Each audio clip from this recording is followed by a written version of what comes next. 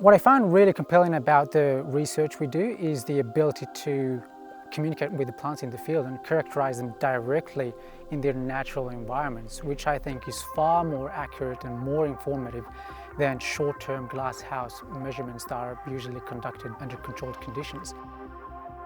We developed a new technique to characterize the regulatory behavior of this pressure in the field by continuously monitoring its dynamics in situ under naturally variable conditions.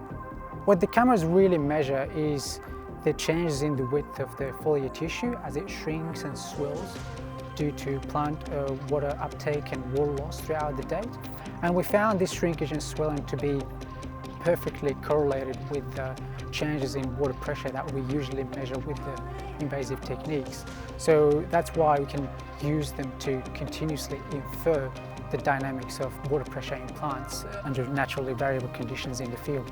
And what's really interesting about the pressure regulation we're relying on to classify species and characterize species is that it reflects the behavior of the entire plant, integrating the complex interaction of all plant traits. Physiology, anatomy, structure, roots, stems, leaves, they all come together to determine the regulatory behavior of the pressure at a given soil moisture and atmospheric demand, which I think is far more robust than other metrics which rely on a single or a few plant traits to phenotype plants.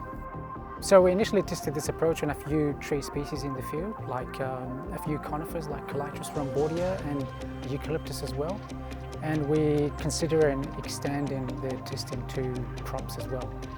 Our approach has proven to be quite effective in predicting plant water use and risk of damage, which I think is very important for phenotyping plants and predicting their success. I think the work we do aligns very well with the core mission of the Centre for Plant Success, which focuses on understanding plant responses to environmental stresses and use this knowledge to enhance agricultural productivity and save native species in response to current and future climate.